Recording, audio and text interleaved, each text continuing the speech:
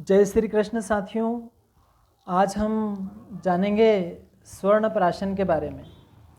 स्वर्ण प्राशन यह भी एक प्रकार से समझ लो एक संस्कार के समान ही है जो हमारे प्राचीन आयुर्वेद की देन है। जिस प्रकार से हमारा प्रथम संस्कार गर्भाधान है एवं जात कर्म के समय हमें स्वर्ण घी एवं शहद को मिला के चटाया जाता है, मतलब सोना एवं घी एवं शहद को मिलाकर हमें सर्वप्रथम चटाया जाता है। उसी प्रकार से स्वर्ण प्राशन की भी एक विधि है। स्वर्ण प्राशन में जो मिलाने वाली वस्तुएं होती हैं जैसे शंख पुष्पी, ब्राह्मी, गुरेची, मुलेठी, बचा इत्यादि को गाय के घी में इसे सिद्ध करना होता है। सिद्ध करने से अर्थ है कि हमें कुछ समय के लिए उनको सभी को मिक्स करके रखना होता है, एक अनुमानित समय के लिए।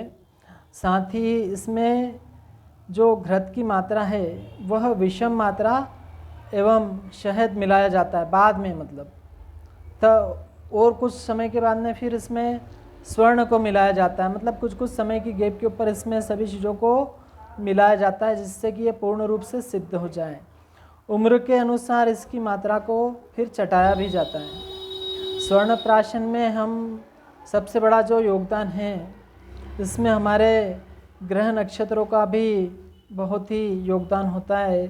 हमारे जो नक्षत्र होते हैं 27 नक्षत्र होते हैं, इसमें 8वां नक्षत्र जो होता है वह पुष्य नक्षत्र कहलाता है। स्वर्ण प्राशन के लिए इसे सबसे श्रेष्ठ नक्षत्रों की श्रेणी में माना गया है। स्वर्ण भी एक पवित्र धातु है। पुष्य नक्षत्र पोषक कारक होता है, आयुर्वेद में इसे श्रेष्ठ माना गया है। मतलब जो भी चीज़ें हम आयुर्वेदिक औषधियाँ वगैरह जो भी हैं वह अगर पुष्य नक्षत्र में हम लेते हैं तो उससे हमें अधिक लाभ पहुँचता है। जैसे हम शरद पूर्णिमा की रात्रि को खीर बनाते हैं कि भाई उसमें जो भी चंद्रमा के द्वारा निकली हुई जो भी ऊर्जा है, कहा जाता है कि उसमें अमृतत्व प्राप्त होता है। ऐसे ही ऋतुओं में अर्जुन की छाल, पीपल आदि का उपयोग श्वास रोगी के लिए भी किया जाता है। सबसे जो अच्छा नक्षत्र माना गया है आयुर्वेद के हिसाब से वो पुष्य नक्षत्र को माना गया है। रविवार को रवि पुष्य, गुरुवार को गुरु पुष्य, ऋग्वेद में पुष्य नक्षत्र को अमृज्य माना गया है। मांगलिक काल अमृज्य अर्थात देवताओं के द्वारा पूजने वाला जो योग्य नक्षत्र है वह पुष्य नक्षत्र को माना जाता है। पुष्य नक्षत्र को नक्षत्रों का राजा भी माना जाता है। मांगलिक कर्म, शुभ मुहूर्त सभी कार्यों में इस नक्षत्र का बहुत ही बड़ा महत्वपूर्ण योगदान भी होता है। साथ ही विवाह संस्कार को छोड़कर सभी कार्यों के लिए इस नक्षत्र को श्रेष्ठ माना जाता है। अब हम आगे बात करेंगे स्वर्ण प्राशन के फायदे।